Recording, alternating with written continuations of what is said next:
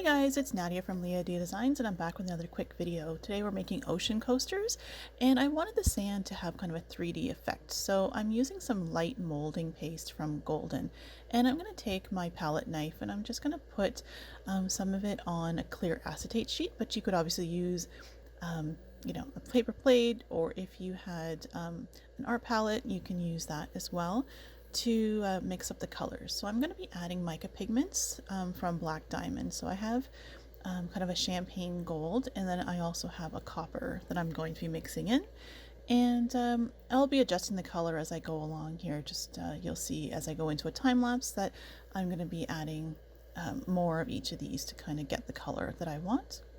And I just wanted to have that sandy color to it. So again, we're just adding some color here, and I'm also going to add some glitter, some champagne glitter, and just to give it that little bit of a sparkle that you see when you're on a beach. So, all right, so I'm going to mix this up here, and we'll go into a quick time lapse, and I'll see you on the other side.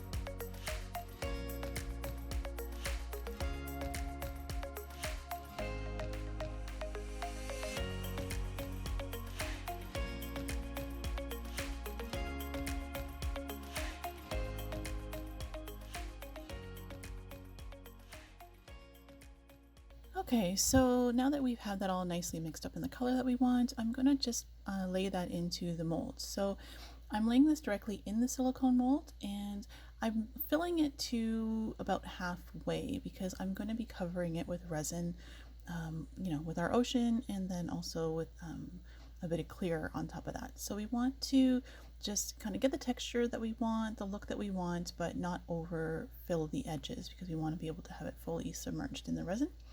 And I'm only going about a third of the way through the coaster mold because again, I'm going to be adding the ocean in here. So just kind of keeping it a little bit flat, but again, with a little bit of texture. And then I'm going to clean up any of the straggly bits that end up happening lower in the mold. And I am angling it down so that it's thicker towards the edge and it's thinner towards the center.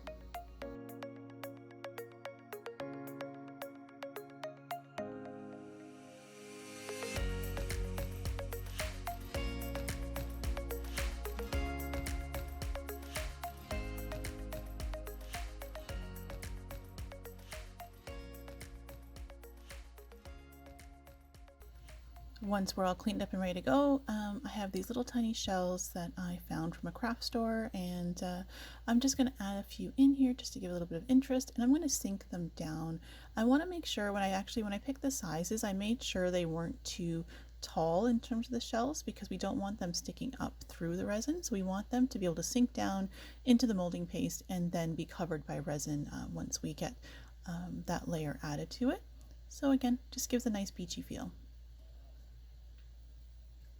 Now I've mixed up some of my resins, not very much. I have it separated into 3 parts. So there's a darker blue color, and then there's a lighter blue color, and then I have some white pigment paste in a little bit of the resin mixed up as well.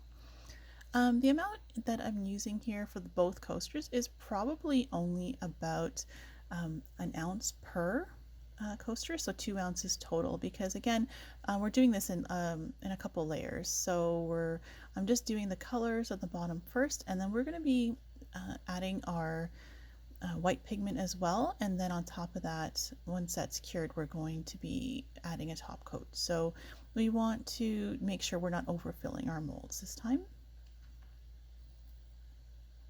So right away, I'm going to go ahead and add the white. You could actually, if you preferred, you could actually do this in multiple layers where you let the blue color dry and then you can come back later and do the lacing on top. But I tend to be a little impatient, so I wanted to go ahead and do this right away. And so once I put down my pigment paste, I went ahead with my heat gun and then just kind of tried to create a little bit of lacing. Now keep in mind on coasters it's actually really hard to get lacing unless you are going to do it in multiple layers, because coaster molds tend to always want to move towards the middle, like the resin will always kind of gather towards the middle. So even if you get some nice lacing, by the time the resin settles, it's all going to move towards the middle and you kind of lose a lot of it anyway. So I don't really go in with high expectations of getting a lot of lacing on coasters. But again, if you were to do multiple layers, you might actually be able to get a pretty nice lacing effect. Now I've let the coasters set for a few hours, or at least the resin is set to touch, so probably about 3 hours. And now I'm just going to go through and just do a clear coat on top of the whole thing. Again, this is probably just another 1 ounce per coaster mold for this particular mold. And so once I get the clear in there, I'm just going to use my heat gun to get rid of all the bubbles, and then I'll let that set overnight.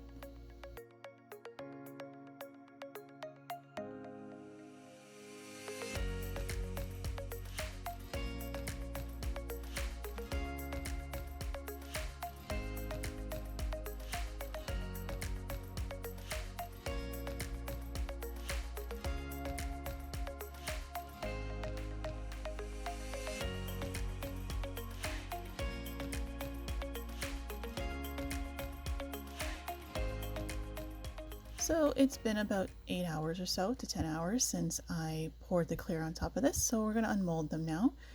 And the first thing I kind of noticed was that the bottom where the molding paste was, even though it had been dry when I actually added the ocean colors, the bottom was still a little soft. Now, from checking the description on the container, this particular molding paste actually never completely hardens. It gets harder, but it never is completely like solid. So it is a soft, it's why it's called a soft molding paste. So if you wanted to try this, I'd probably recommend going with a molding paste that is actually something that will dry completely hard.